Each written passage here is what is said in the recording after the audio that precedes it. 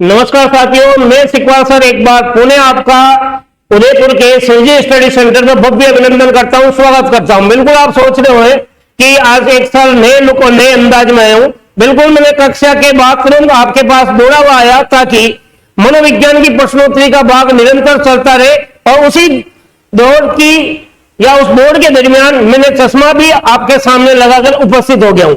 तो बात कर रहा था मनोविज्ञान की प्रश्नोत्तरी जो कि शिक्षक भर्ती को लेकर काफी महत्वपूर्ण प्रश्न मैं आपके सामने लेकर आए हूं। देखिएगा प्रश्न नंबर 1 जो आपकी मोबाइल की स्क्रीन पर दिखाई दे रहा होगा। क्वेश्चन नंबर 1 की यदि बात करें तो बिल्कुल देखिए ये क्वेश्चन क्या कह रहा है। निम्नलिखित में से कौन सा मनोविज्ञान में लक्ष्य नहीं है? ध्यान से पढ़िएगा इस क्वेश्चन को और उत्तर तक पहुंचिएगा। निम्नलिखित में से कौन सा मनोविज्ञान में लक्ष्य नहीं है? क्या वो मापन और वर्णन है, क्या वो व्याख्या है, या पूर्वानुमान या नियंत्रण है, या परीक्षण है? क्वेश्चन क्या पूछा गया कि निम्नलिखित में से ऐसा कौन है जो मनोविज्ञान का लक्ष्य है? अर्थात यह मनोविज्ञान का लक्ष्य कौन कौन है? तो पहला विकल्प तो मनोविज्ञान का लक्ष्य होता है, मतलब कि नहीं पूछ रहा है तो यह तो लक्ष्य क्या है, इसका मतलब यह उत्तर तो नहीं होगा, क्योंकि मनोविज्ञान में मापन भी होता है, मनोविज्ञान में महत्वपूर्ण तथ्यों का वर्णन भी किया जाता है। तो यह विकल्प क्या हो गया? गलत। दूसरे विकल्प की यदि बात करें तो व्याख्या भी मनोविज्ञान में होती है, तो यह भी क्या हो गया? गलत। तीसरे नंबर की यदि बात करें तो मनोविज्ञान भविष्यवाणी करने में, पूर्व अनुमान लगाने में भी योगदान है और हर परिस्थिति को नियंत्रित करने में भी योगदान देता है, तो यह विकल्प भी होगा। यहां पूछा जा रहा है मनोविज्ञान का लक्ष्य कौन सा नहीं है, तो बिल्कुल परीक्षण नहीं है साथियों। डी आंसर क्या माना जाएगा? बिल्कुल सत्य माना जाएगा, बिल्कुल करेक्ट माना जाएगा। तो चलिए मेरे साथ अगले क्वेश्चन पे।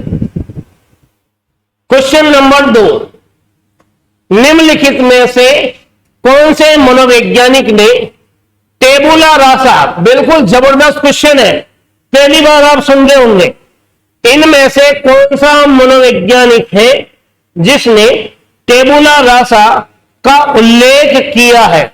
ऐसा कौन सा मनोवैज्ञानिक है जिसने टेबुला रासा का प्रयोग किया है? आपको चीज समझनी है, यह टेबुला रासा होता क्या है। 4 विकल्प है। पहले अरस्तु, वुडवर्थ, चोमेस्की और जॉन लॉक। देखिएगा टेबुला रासा का अर्थ है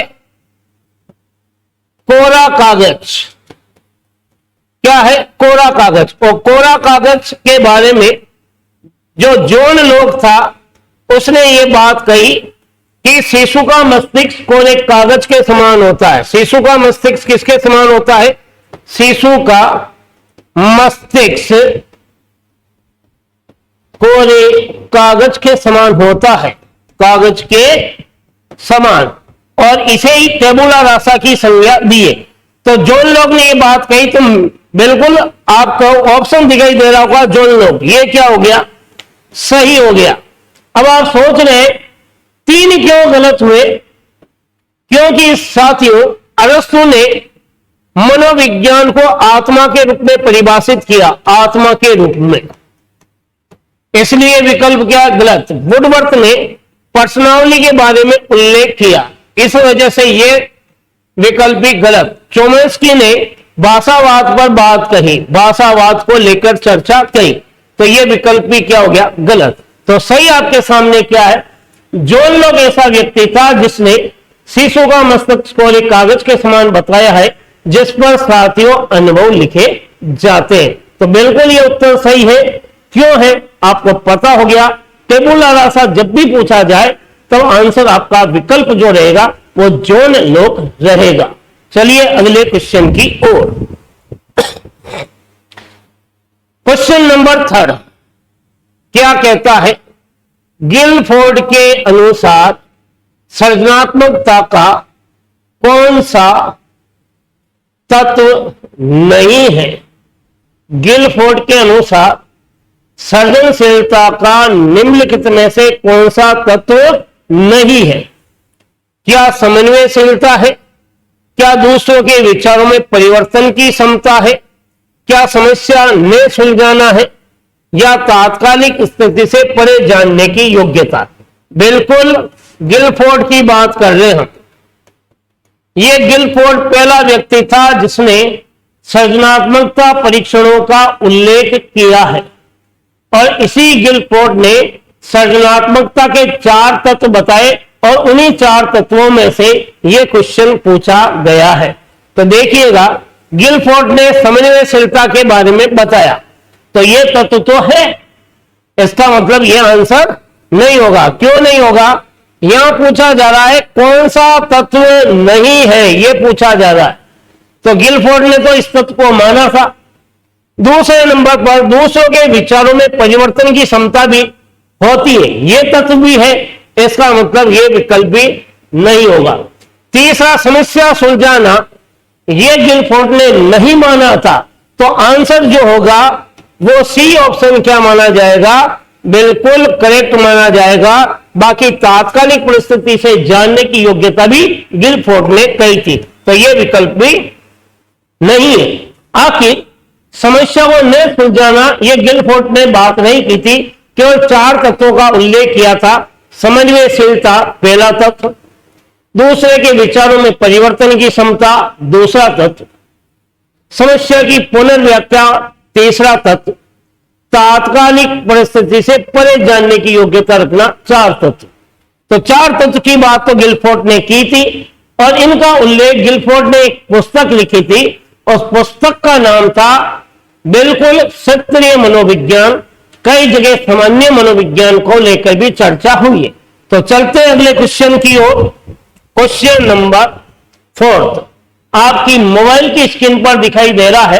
क्वेश्चन नंबर 4, बुद्धि वह तत्व है जो सब मानसिक योग्यताओं में सामान्य रूप से सम्मिलित रहता है। क्या पूछा जा रहा है?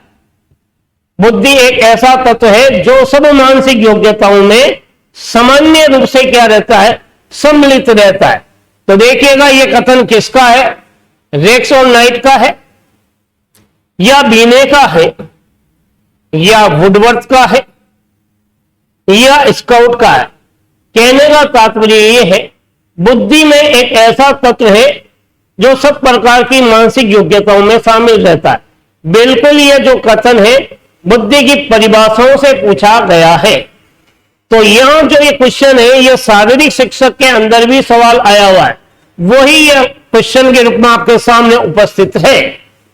बात हम करते हैं स्काउट की, तो स्काउट ने तो बुद्धि को क्या बताया? बुद्धि अवधान की शक्ति होती है। किसकी शक्ति होती है? अवधान की शक्ति होती है, ध्यान केंद्रित करने की शक्ति होती है। यह बात किसने कही थी? यह बात स्काउट साहब ने कही थी। तो यह विकल्प होगा नहीं, क्योंकि यह क्या कह रहा है? बुद्धि वह तत्व है जो सब मानसिक योग्यताओं में सामान्य रूप से सम्मिलित रहता है, यह बात कह रहा। वुडवर्थ की यदि बात करें तो वुडवर्थ कहता है बुद्धि कार्य करने की विधि है। बुद्धि कार्य करने की विधि है। तो बिल्कुल यह आंसर भी आपका नहीं होगा विकल्प के रूप में। बीने की यदि बात करते हो तो यह भी आंसर नहीं है। क्यों नहीं है? क्योंकि बीने ने यह कहा बुद्धि 4 शब्दों से मिलकर बनी है, ज्ञान से, आविष्कार से, निर्देश से और आलोचना से। किसने कहा? बीने ने। बुद्धि 4 शब्दों से मिलकर बनी, ज्ञान, आविष्कार और निर्देश, और फिर बात करते हैं आलोचना। इन 4 शब्दों का योग बुद्धि कहलाता है। तो यह भी नहीं है। तो आंसर जो होगा साथियों वो है रेक्स में नाइट। तो रेक्स और नाइट ने इस बात को कहा बुद्धि वह सामान्य तत्व है जो सब प्रकार की मानसिक योग्यताओं में सामान्य रूप से शामिल रहता है, उन मानसिक क्रियाओं का प्रतिनिधित्व करता है। तो बिल्कुल आपको ये पता हो गया ये क्यों सही है। चलते हैं अगले क्वेश्चन की ओर। क्वेश्चन नंबर 5 बहुत ही जबरदस्त क्वेश्चन है। हो सकता है संभवतया साथियों आप लोगों को पहली बार सुनने को मिलेगा। ये हीरो के लिए हम खुदाई करते हैं। हीरो के लिए हम क्या करते, खुदाई, अर्थात हीरे प्राप्त करने के लिए हम क्या कर रहे, मेहनत कर रहे, खुदाई कर रहे। फिर है स्वर्ण को शुद्ध करने में लगे हैं, किंतु प्रतिभा का हम नाश कर रहे हैं। कहने का तात्पर्य है हीरो के लिए तो खुदाई करते हैं, सोने को प्राप्त करने के लिए, उसको शुद्ध रूप में प्राप्त करने के लिए हम क्या कर रहे हैं, परिश्रम कर रहे हैं, लेकिन हम तो प्रतिभा की तरफ तो देख ही नहीं रहे हैं। तो ये जो कथन है ये किसका है? क्या इस कथन को कहने वाला व्यक्ति कोलर है? क्या इस कथन को कोलर नामक व्यक्ति ने कहा? कोलर ने सूझ के सिद्धांत को लेकर बात कही थी, सूझ के सिद्धांत को। इसका मतलब यह कथन कोलर का नहीं है। यदि आप सोचते हो राम वर्ण का, तो राम वर्ण जो था, जिसने, यदि हम बात करते हैं राम वर्ण की, तो इसने केवल शिक्षा पर आधारित तथ्यों का उल्लेख किया। तथ्यों का क्या किया, उल्लेख, वो भी क्या है, एजुकेशन पर आधारित। यदि गिलमर की बात करें तो इसने समस्या समाधान को हल करने की प्रक्रिया, एक तरह से समस्या समाधान अधिगम पर चर्चा की है। तो बिल्कुल गिलमर होगा नहीं, तो कोलर है नहीं, राम वर्ण है नहीं, गिलमर है नहीं, तो वो कथन किसका है साथियों? के एन दत्त का ये कथन है। और ये कथन किसके लिए कहा गया? सृजनात्मकता के लिए कहा गया है। ये कथन क्रिएटिविटी के लिए कहा गया है। तो समझ गए होंगे आखिर, ये जो कथन कहा गया क्रिएटिविटी के लिए कहा गया,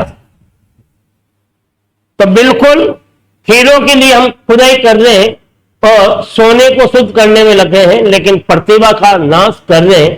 के एन दत्त एक ऐसे मनोवैज्ञानिक था जिन्होंने सृजनशीलता को लेकर कार्य किए थे। चलते अगले कथन की ओर। तो आपका डी ऑप्शन क्या माना जाएगा? करेक्ट माना जाएगा। शब्द आपके सामने आया साथियों, मनोसामाजिक सिद्धांत का संबंध है। ध्यान से सुनिएगा, उत्तर तक पहुंचिएगा। मनोसामाजिक सिद्धांत, जीन प्याजे ने तो संज्ञानात्मक सिद्धांत दिया।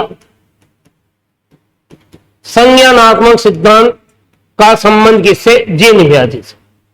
वाटसन ने व्यवहारवाद पर कार्य किया, व्यवहारवाद पर। तो आपके सामने विकल्प निकल रहे हैं, वाटसन नहीं होगा और जीन प्याजे भी नहीं होगा। फ्राइड ने मनोविश्लेषण पर कार्य किया। किस पर कार्य किया? मनोविश्लेषण पर कार्य किया। इसका मतलब यह भी नहीं होगा। तो आपके सामने विकल्प जो बचा वो बचा था एरिक्सन। एरिक्सन एक ऐसी शख्सियत था जिसने मनोसामाजिक संपत्ति को बताया था, मनोसामाजिक सिद्धांत को बताया था। तो ए विकल्प क्या माना जाएगा? बिल्कुल सही माना जाएगा। तो चले साथियों अगले क्वेश्चन की ओर, अगर आप लोग सहमति देते हो तो। देखिए जबरदस्त क्वेश्चन आपके मोबाइल की स्क्रीन पर, क्वेश्चन नंबर 7। भारत के भाग्य का निर्माण उसकी कक्षाओं में हो रहा है। भारत के भाग्य का निर्माण उसकी कक्षाओं में हो रहा है। यह कथन किसका है या इस कथन के प्रतिपादक कौन है? क्या महात्मा गांधी है साथियों, मैकेंजी है, कोठारी आयोग है या विवेकानंद है? फटाफट उत्तर दीजिए। क्या रहेगा आपका उत्तर? देखिए क्या आप उत्तर तक पहुंच गए हो या नहीं पहुंच रहे हो। बिल्कुल ये शिक्षा शास्त्र पर आधारित प्रश्न पूछा गया है। महात्मा गांधी जो बुनियादी शिक्षा की बात कहता है, महात्मा गांधी सर्वांगीण विकास की बात कहता है, सर्वांगीण विकास की शिक्षा की बात कहता है। तो बिल्कुल ये विकल्प तो क्या हो गया? गलत हो गया। मैकेंजी विकल्प भी गलत है। क्यों? मैकेंजी सतत प्रक्रिया को लेकर शिक्षा की कथन की बात कह रहा है। सतत प्रक्रिया शिक्षा, यदि आप विवेकानंद कहते हो तो यह कथन भी गलत है, क्योंकि विवेकानंद पूर्णता की अभिव्यक्ति को कहता है। पूर्णता की अभिव्यक्ति, पूर्णता की अभिव्यक्ति ही क्या है? संपूर्णता को लेकर बात कहता है। पूर्णता की अभिव्यक्ति ही शिक्षा है। अंतर्निहित शक्तियों की पूर्णता की पूर्ण अभिव्यक्ति शिक्षा, ये कौन कहता? विवेकानंद। तो आपके सामने विकल्प क्या है? से ऑप्शन है, तो ये कथन क्या हो गया? बिल्कुल सही हो गया। कोठारी आयोग, ये कोठारी आयोग जिसके दौलत सिंह कोठारी थे और उन्हीं ने इस आयोग के अध्यक्ष के रूप में कार्य किया था और लगभग 1966 में कोठारी आयोग ने शिक्षा को लेकर काफी चर्चाएं की, काफी शर्तें रखी और कई तरह के परिवर्तन की चाहत रखी और सरकार के सामने उनको प्रस्तावित भी किया। तो बिल्कुल कोठारी आयोग ने यह कहा, भारत के भाग्य का निर्माण उसकी कक्षाओं में होता है। तो कोठारी आयोग इस कथन के प्रतिपादक रहे हैं। चलिएगा अगला क्वेश्चन आपकी मोबाइल की स्क्रीन पर, क्वेश्चन नंबर 8। क्रियात्मक अनुसंधान किस मनोविज्ञान की उपज है? क्रियात्मक अनुसंधान किस मनोविज्ञान की उपज है? क्या वो मानव मनोविज्ञान? बिल्कुल नहीं होगा, क्योंकि मानव मनोविज्ञान की बात करें तो इसका संबंध इब्राहिम मैस्लो से होता है और ये इब्राहिम मैस्लो साहब मानवीय क्रिया की बात करता है, मानवीय क्रिया की। तो बिल्कुल ये नहीं होगा। यह क्रियात्मक अनुसंधान की बात है। असामान्य मनोविज्ञान मानसिक रोगग्रस्त पर आधारित है। मानसिक रोगग्रस्त पर व्यक्तियों को लेकर चर्चा होती है, यह भी विकल्प नहीं है। अब आप सोच रहे होंगे, हो सकता है क्रियात्मक अनुसंधान एक्शन रिसर्च मानसिक रोगियों के लिए, मानसिक रोगियों के लिए देखा जाए तो वहां जो परीक्षण होता है निदानात्मक परीक्षण होता है, क्रियात्मक अनुसंधान नहीं होता है। पशु मनोविज्ञान, थॉर्नडाइक ने इस पर चर्चा की, पशु पक्षियों के व्यवहार को लेकर बात हुई और यह विकल्प भी नहीं है। तो आपके विकल्प जो है सामाजिक मनोविज्ञान है, जहां पर सामाजिक परिवेश में लेकर क्रियात्मक अनुसंधान की बात होती है। तो डी विकल्प क्या हो गया? बिल्कुल सही हो गया। और क्रियात्मक अनुसंधान यदि देखा जाए, इसके संपत्ति को स्टीफन एम कोरे ने दिया था। किसने दिया था? स्टीफन एम कोरे। कहते ना, मेरा जीवन कोरा कागज कोरा रह गया। तो क्रियात्मक अनुसंधान जो है वो स्टीफन एम कोरे ने इसके संपत्तियों को बताया। और हमारी एजुकेशन के अंदर यदि देखा जाए तो क्रियात्मक अनुसंधान एजुकेशन में स्थायी रूप की यदि बात करें, शुरुआत में 1926 में लागू गया, उसके बाद 1946 में यह सामाजिक क्षेत्र में गया, 1953 के आसपास स्थायीकरण के रूप में यह क्रियात्मक अनुसंधान का काफी योगदान रहा है। तो चलिए नेक्स्ट क्वेश्चन की ओर, डी विकल्प क्या हो गया? सही। क्वेश्चन नंबर 9, बाल विकास का सर्वप्रथम वैज्ञानिक विवरण क्या है? प्रस्तुत करने वाला कौन था? बाल मनोविज्ञान का वैज्ञानिक विवरण किसने प्रस्तुत किया है? क्या वो जॉन लॉक है? क्या वो हर्लॉक है? क्या वो पेस्टालॉजी है या थॉर्नडाइक है? कलर चेंज करते हैं साथियों।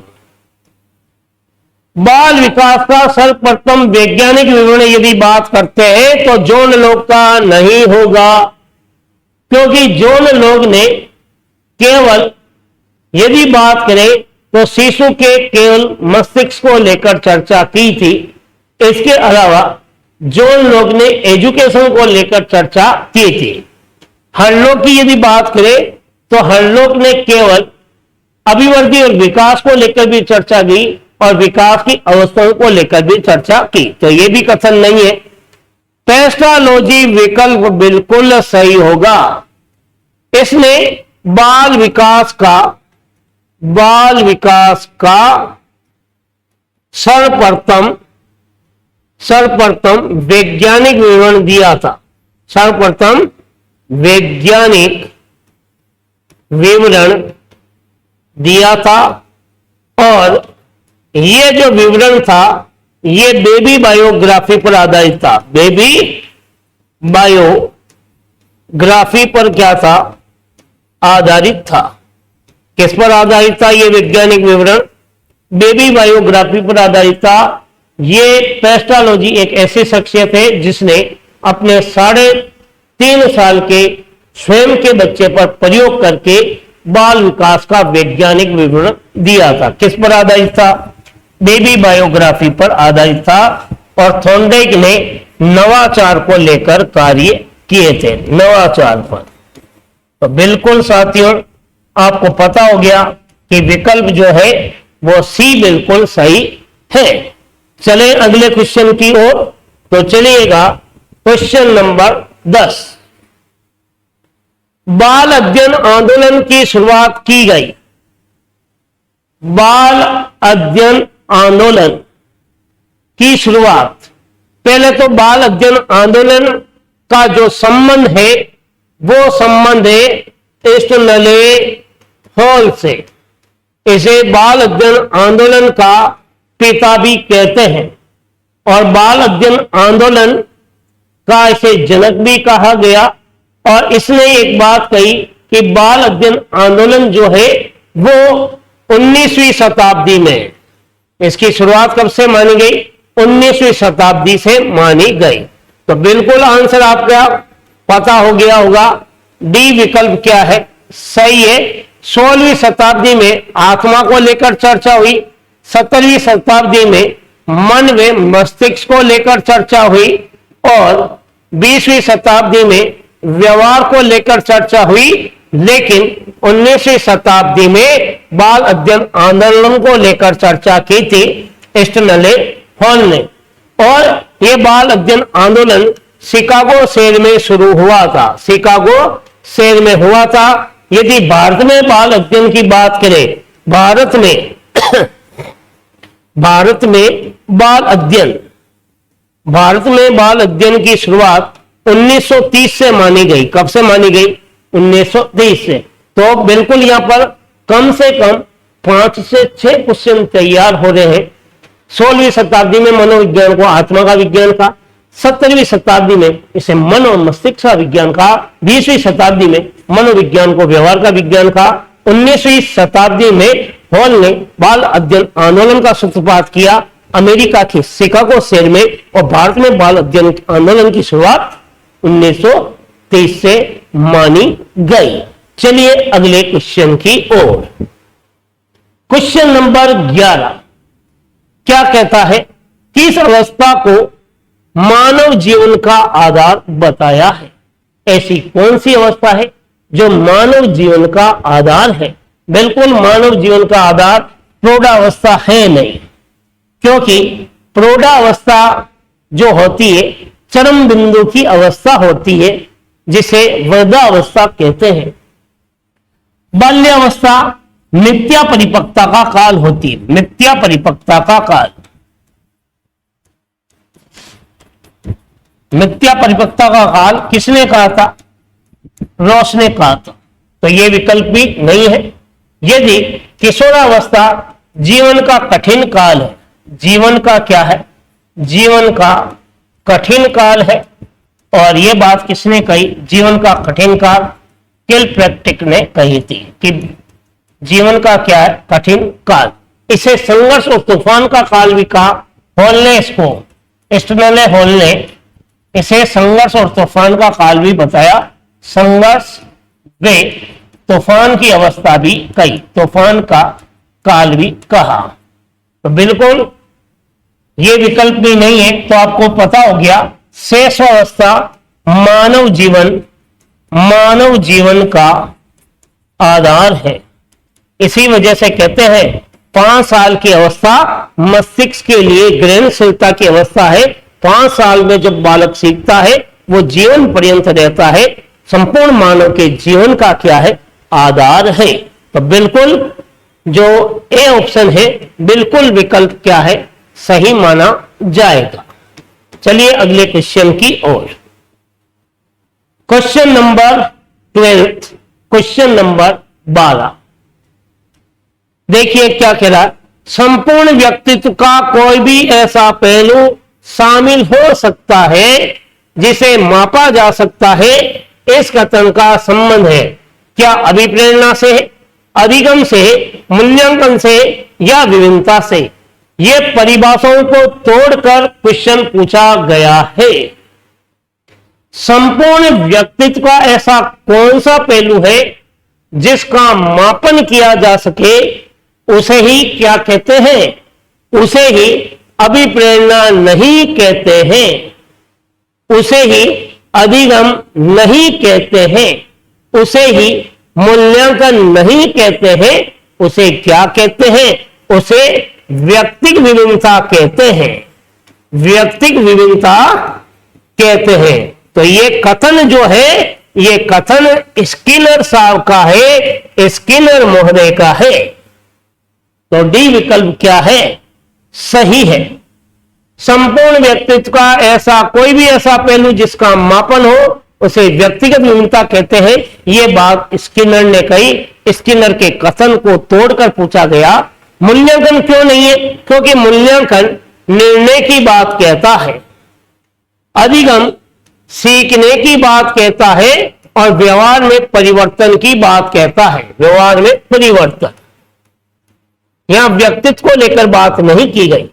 अभिप्रेरणा ये कार्य करने की बात कहता है, करने की बात, एक तरह से लक्ष्य की बात कहता है, लक्ष्य की बात। तो बिल्कुल संपूर्ण व्यक्तित्व का कोई भी ऐसा पहलू जिसका मापन हो सके, इस कथन के प्रतिपादक स्किनर है, जो कि व्यक्तिगत विभिन्नता के लिए कहा गया। और इस शब्द को किसने दिया, व्यक्तिगत विभिन्नता गाल्टन ने दिया। कब दिया, 1879 में दिया। तो डी विकल्प क्या है, करेक्ट है। चलिए अगले क्वेश्चन की ओर। क्वेश्चन नंबर 13 काफी मार्मिक, बहुत ही जबरदस्त है। आपकी मोबाइल की स्क्रीन पर दिखाई दे रहा होगा। किसने ये कहा कि अपराध करने की प्रवृत्ति बालक में जन्मजात होती है। ऐसी कौन सी शख्सियत थी जिसने यहां तक कह दिया कि अपराध करने की प्रवृत्ति तो बालक की जन्म जा सकती है। देखिएगा, अगर आप सोचते जॉन डीवी तो यह विकल्प गलत है। यदि आप सोचते कुप्पू स्वामी तो यह विकल्प भी गलत है। यदि आप सोचते मेंडल तो यह विकल्प सही है। और यदि वैलेंटाइन सोचते हो तो यह विकल्प भी क्या है, गलत है। तो मेंडल ने यह कहा कि अपराध करने की प्रवृत्ति बालक में जन्मजात होती है, लेकिन जॉन डीवी ने क्या कहा था, जॉन डीवी ने शिक्षा को त्रिमुखी प्रक्रिया कहा। जॉन डीवी ने क्या कहा, त्रिमुखी प्रक्रिया है, त्रिमुखी प्रक्रिया है। कौन है, शिक्षा त्रिमुखी प्रक्रिया, यह बात की। कुप्पू स्वामी ने कहा, क्या कहा, कुप्पू स्वामी ने यह कहा कि बाल अपराधी बालक वर्तमान में विश्वास करता है, भविष्य की चिंता नहीं करता है। यह बात कुप्पू स्वामी ने कही। इसके अलावा कुप्पू स्वामी यह भी कहता है कि व्यक्ति को सदैव प्रसन्नचित्त रहना चाहिए। जो व्यक्ति प्रसन्नचित्त रहता है, जो समन्वित रहता है, उसके संवेगात्मक द्वंद्व और तनाव दूर होते हैं। तो यह कथन, और मेडल की यदि हम बात करें तो इसने ये बात कही। और वैलेंटाइन ने शेषवावस्था को सीखने का आदर्श काल कहा। शेषवा अवस्था सीखने का आदर्श काल है। तो बिल्कुल विकल्प आपका सी बिल्कुल सही है और बाकी के विकल्प क्या हो गए, गलत। क्यों हो गए, हर विकल्प पर मैंने चर्चा करके आपको संतुष्ट करने का प्रयास किया है। बिल्कुल आपको आनंद आ रहा होगा साथियों, यह आनंद केवल उदयपुर का सिरजी स्टडी सेंटर ही दे सकता है। तो चलिए एक नए क्वेश्चन की ओर, क्वेश्चन नंबर 14। अनुक्रिया का चयन कर उत्तेजना से जोड़ना क्या कहलाता है? शब्द क्या दिया हुआ, क्या कहलाता है? उत्तेजना से जोड़ना। अनुक्रिया का चयन कर उत्तेजना से जोड़ना क्या अधिगम है, व्यवहार है, प्रेरक है या चालक है? बिल्कुल प्रथम विकल्प सही है कि अनुक्रिया का चयन कर उत्तेजना से जोड़ना अधिगम है। और यह कथन आपके एक नाम हुआ है थॉर्नडाइक साहब, शिक्षा मनोविज्ञान के जो जनक थे, इसी शख्सियत ने इस कथन को कहा था। व्यवहार होगा नहीं, प्रेरक होगा नहीं और चालक होगा नहीं, क्योंकि चालक जो है वो बिल्कुल साथियों, चालक जो शब्द है इस पर वुडवर्थ ने कहा था। चालक शब्द पर किसने कहा? वुडवर्थ ने। और प्रेरक शब्द जो है वो प्रेरित करने की बात कहा था और व्यवहार के बारे में वाटसन उल्लेखित है। तो आंसर आपके सामने क्या है? ए विकल्प बिल्कुल सही है। चले नेक्स्ट क्वेश्चन की ओर। क्वेश्चन नंबर 15, नैमित्तिक अनुबंधन का संबंध है। क्या पूछा जा रहा? नैमित्तिक अनुबंधन। यदि आपने अधिगम के सिद्धांतों को ध्यानपूर्वक पढ़ा है तो बिल्कुल इसका उत्तर आप दे सकते हो। कैसे? बात पूछी जा रही है नैमित्तिक अनुबंधन का संबंध है, किससे है? चेमोस्की से है? बिल्कुल गलत है, इसका संबंध भाषा से है। पावलोव से है? इसका संबंध शास्त्रीय अनुबंधन से है। किससे है? शास्त्रीय अनुबंधन से। इसका मतलब यह भी विकल्प गलत। यदि आप सोचते हो स्किनर से है या हल से, हल की यदि बात मानते हो तो हल का जो संबंध होता है वो पुनर्बलन से होता है, परबलन से होता है। तो स्किनर का संबंध किससे है? नैमित्तिक अनुबंधन से है, जिसे हम साधनात्मक अनुबंधन भी कहते हैं। साधनात्मक अनुबंधन भी कहते हैं। बिल्कुल नैमित्तिक अनुबंधन का संबंध किससे हो गया? बिल्कुल आपके स्किनर साहब से हो गया। तो स्किनर का जो क्रिया प्रसूत का सिद्धांत है उसे हम क्या कह सकते हैं? उसे हम साधनात्मक अनुबंधन का सिद्धांत भी कहते हैं, उसे हम नैमित्तिक अनुबंधन का सिद्धांत भी कहते हैं और उसे ही हम क्रियाशीलता का सिद्धांत भी कहते हैं, उसे ही हम यांत्रिक अनुबंधन का सिद्धांत भी कहते हैं और उसे ही हम ऑपरेट कंडीशनिंग थ्योरी का सिद्धांत भी कहते हैं। और स्किनर का यह सिद्धांत 1938 में दिया गया। तो ए विकल्प बिल्कुल क्या माना गया? सही माना गया। चलिए अगले क्वेश्चन की ओर। बच्चा किस प्रकार का अधिगम करता है? कोई भी बालक हो वो किस प्रकार के अधिगम को महत्व देता है? क्या वो किताबें पढ़कर, परिचर्चा करके, प्रश्न पूछकर या कई प्रकार से? सोचिएगा, ये बिल्कुल अप्लाइड क्वेश्चन है और आप इस अप्लाइड क्वेश्चन का उत्तर आप अपनी बौद्धिक क्षमता पर थोड़ा सा दबाव डालकर दे सकते हैं। कोई भी बच्चा हो वो किताबें पढ़कर अधिगम करता है, बिल्कुल करता है। कई बार दोस्तों के साथ चर्चा करके भी अधिगम करता है, बिल्कुल करता है। कई बार टीचर से क्वेश्चन पूछकर भी अधिगम करता है, बिल्कुल करता है। तो इसका मतलब वो सभी प्रकार से, कई प्रकार से वो क्या कर सकता है? अधिगम। जैसे आप ऑनलाइन भी अधिगम कर रहे हो, आप ऑफलाइन भी अधिगम कर रहे हो, मित्रों से परिचर्चा करके भी अधिगम कर रहे हो। इसका मतलब डी विकल्प क्या माना गया? सही माना गया। सभी प्रकार से क्या कर सकता है? एक बालक सीख सकता है। चलिए अगले क्वेश्चन की ओर। क्वेश्चन नंबर 17, प्रयोगात्मक विधि का प्रथम सोपान कौन सा है? पहले तो सोचिए, प्रयोगात्मक विधि के जनक कौन है? विलियम वुंट है। William Wundt. इस विधि को लोकप्रिय किसने बनाया? लोकप्रिय बनाने वाला टिचनर है। क्लियर? और किसी भी विधि के सोपान की बात करें तो कम से कम 5 से 6 सोपान होते हैं। तो पहला सोपान कौन सा है? तो सबसे पहले हम कोई प्रयोग करते हैं तो समस्या का क्या करते हैं? चयन। तो पहला सोपान क्या हो गया? समस्या का चयन। जब आप समस्या का चयन करते हो तो दूसरे नंबर पर आप क्या बनाते हो? हाइपोथेसिस बनाते हो, परिकल्पना का निर्धारण करते हो।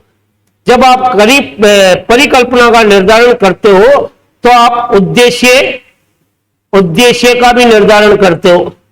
जब साथियों आप उद्देश्य का निर्धारण करते हो तो आप क्या करते हो? शोध की रूपरेखा तैयार करते हो। शोध की रूपरेखा। जब रूपरेखा तैयार कर लेते हो तब आप क्या करते हो? आप तथ्य इकट्ठे करते हो, तथ्य एकत्रित। और जब आप तथ्य इकट्ठे कर लेते हो फिर उसका विश्लेषण करते हो और विश्लेषण करने के बाद उस पर निष्कर्ष निकालते हो। तो बिल्कुल आपको पता पड़ गया होगा, अनुसंधान जब करते हो या क्रियात्मक अनुसंधान करते हो या किसी भी विधि का प्रयोग करते हो तो इन सोपानों से होकर करते हो। तो सबसे पहला सोपान पूछा गया तो समस्या चयन बिल्कुल क्या है? सही। दूसरा सोपान परिकल्पना है, तीसरे पर उद्देश्य है और सभी नहीं है। प्रथम सोपान क्या? समस्या का चयन। चलिए अगले क्वेश्चन की ओर। क्वेश्चन नंबर 18 आपकी मोबाइल की स्क्रीन पर सीधा आधमका है। किस पुस्तक का लाभ केवल पूंजीपति वर्ग के बच्चों को मिला? बहुत ही जबरदस्त है। ऐसी कौन सी पुस्तक है जिसके प्रकाशन होने के बाद गरीब परिवार के बच्चे उस पुस्तक से लाभान्वित नहीं हो पाए, केवल पूंजीपति वर्ग के बच्चे ही लाभ उठा सके? देखिएगा, उस पुस्तक की यदि मैं बात करूं तो सबसे पहले हम सभी पुस्तकों को किसने लिखा उसकी बात करते हैं। अरबी स्पेक्ट्रस किसने लिखी? अरबी स्पेक्ट्रस लिखने वाला कौन था? देखिएगा, ये व्यक्ति कोमेनियस था। क्लियर? यहां शिक्षा मनोविज्ञान थॉर्नडाइक ने लिखी। क्लियर हो रहा है? टोटम टेबू, टोटा था जो टेम्पू चलाता हंसाने के लिए। टोटम टेबू फ्राइड की पुस्तक है। और स्कूल ऑफ इन्फेंसी ये भी कोमेनियस की पुस्तक है। अब ध्यान से सुनिएगा, ये कोमेनियस व्यक्ति ही वो शख्सियत है जिसने सबसे पहली स्कूल ऑफ इन्फेंसी पुस्तक 1628 में लिखी। लेकिन इस पुस्तक का लाभ किसको मिला? केवल पूंजीपति वर्ग के बच्चों को मिला, क्योंकि जिनके पास पैसे थे वो तो किताब को खरीद पाए, जिनके पास नहीं थे वो नहीं खरीद पाए। तब इस पुस्तक का विरोध हुआ तो इसने दूसरी किताब और लिखी, वो थी अरबी स्पेक्ट्रस, जो कि 1657 में लिखी गई। अब इस पुस्तक में चित्रात्मकता आई। कहने का मतलब हमारा पाठ्यक्रम चित्र निरूपित इसी किताब की वजह से हुआ। यहां पूछा गया सवाल है कि किस पुस्तक का लाभ केवल पूंजीपति वर्ग के बच्चों को मिला? तब तो आंसर आपका क्या आएगा? डी बिल्कुल सही माना जाएगा। और किस पुस्तक में पाठ्यक्रम में चित्र निरूपित हुआ? तब आपका आंसर क्या होगा? अरबी स्पेक्ट्रस। तो बिल्कुल यहां 5 से 7 सवाल आपके तैयार हो गए होंगे। बिल्कुल यही अंतर है साथियों, सिरजी स्टडी सेंटर में हर शब्द पर चर्चा होती है, हर विकल्प पर चर्चा होती है। बिल्कुल आपने साथियों मनोविज्ञान के बहुत सारे वीडियो देखे होंगे। ये प्रथम ही ऐसा आपको मिला होगा अवसर, ऐसा मेरा मानना है कि आपको हर शब्द पर चर्चा हो रही है। तो चलते हैं नेक्स्ट क्वेश्चन की ओर। देखिएगा क्वेश्चन नंबर 19, निम्नलिखित में से समायोजन की विधि है, समायोजन की कौन सी विधि है? क्या प्रतिगमन है, सती पूर्ति है, आक्रमक है या सभी है? देखिएगा समायोजन की रक्षा युक्ति से सवाल है, समायोजन की रक्षा युक्ति से पूछा हुआ सवाल है। और यह समायोजन की रक्षा युक्ति को 4 भागों में बांटा गया है। कौन सा? प्रत्यक्ष, दूसरा अप्रत्यक्ष, तीसरा सती पूर्ति, चौथा आक्रमणकारी। आक्रमणकारी देखिएगा आक्रमणकारी आ गया आपके, सती पूर्ति भी आ गया आपके। अब प्रत्यक्ष में 4 विकल्प है। एक तो है बाधाओं को दूर करना, दूसरा विकल्प है अन्य मार्गों की खोज, मार्गों की खोज, तीसरा विकल्प है लक्ष्य का प्रतिस्थापन, चौथा विकल्प है निर्णय। क्या है? निर्णय। तो बाधाओं को दूर, अन्य मार्गों की खोज, लक्ष्य का प्रतिस्थापन, निर्णय या विचार, ये प्रत्यक्ष है। अप्रत्यक्ष में कम से कम 10 विधि है, जिसमें प्रतिगमन भी आता है, इसी में विस्थापन भी आता है, इसी में दमन भी आता है, इसी में समन भी आता है, इसी में तदात्मीकरण भी आता है, इसी में शोधन भी आता है, इसी में उदात्तीकरण भी आता है। बहुत सारे इसमें विकल्प। तो बिल्कुल प्रतिगमन आ ही गया। तो यह समायोजन की तीनों ही विधियां है, इसका मतलब डी विकल्प क्या माना जाएगा? सही माना जाएगा। तो समायोजन की ये सारी रक्षा युक्तियां हैं। चलिए अगले क्वेश्चन की ओर। बिल्कुल आज के सेशन का अंतिम क्वेश्चन आपके मोबाइल की स्क्रीन पर दिखाई दे रहा होगा। देखिए, व्यक्तित्व जन्मजात और अर्जित प्रवृत्तियों का योग होता है, यह कथन है वैलेंटाइन का, गिलफोर्ड का, ओलपोर्ट का या एडलर का। पर्सनालिटी की परिभाषाओं से, व्यक्तित्व की परिभाषाओं से यह क्वेश्चन पूछा गया है। देखिए वैलेंटाइन ने क्या कहा? जो व्यक्तित्व है, जो व्यक्तित्व है वे जन्मजात, वे अर्जित प्रवृत्तियों का योग है। तो आपको उत्तर तो पता पड़ गया होगा कि कौन सा विकल्प सही है। वैलेंटाइन बिल्कुल सही है। और यही पूछा गया। यदि आप ओलपोर्ट कहते हो तो यह मनोदैहिक को लेकर चर्चा करता है। क्या कहता है? व्यक्तित्व व्यक्ति के उन मनोदैहिक गुणों का गत्यात्मक संगठन है जो उसे वातावरण के साथ अपूर्व और अनूठा समायोजन करना सिखाता है। तो यह कथन किसका? ओलपोर्ट का। और गिलफोर्ड जो कि बिल्कुल व्यक्तित्व को गुणों का समन्वित रूप भी मानता है। और एडलर जो था, इस व्यक्ति ने व्यक्तित्व को क्या कहा कि जो पर्सनालिटी होता है वास्तव में लक्ष्य को निर्देशित करती है। तो बिल्कुल ये 3 कथन तो क्या हो गए? गलत हो गए। और वैलेंटाइन का कथन क्या हो गया? सत्य हो गया।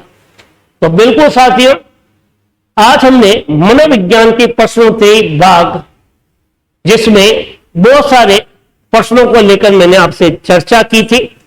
तो यदि ये मनोविज्ञान की प्रश्नोत्तरी आपको बहुत अच्छी लगी है तो साथियों इस वीडियो को एक बार शेयर जरूर कीजिएगा। इसके अलावा आप साथियों निरंतर अध्ययन कीजिएगा, क्योंकि सफलता आपके अंदर विद्यमान है। जिस दिन भी आप अंदर से प्रेरित हो गए, उस दिन यह मान के चलिएगा सफलता आपसे दूर नहीं है। इसीलिए तो यह कहा गया है कि लक्ष्य अगर पक्का बन दे तो मंजिल तेरी दूर नहीं, और तू उससे दूर नहीं और वो तेरे से दूर नहीं। तो अगले वीडियो में फिर मुलाकात करेंगे नए प्रश्नों के साथ। तब तक आप निरंतर अध्ययन कीजिएगा, निरंतर लक्ष्य पर केंद्रित रहिएगा और अपना ख्याल रखिएगा, अपने परिवार का ख्याल रखिएगा। फिर मुलाकात करेंगे। जय हिंद, जय भारत।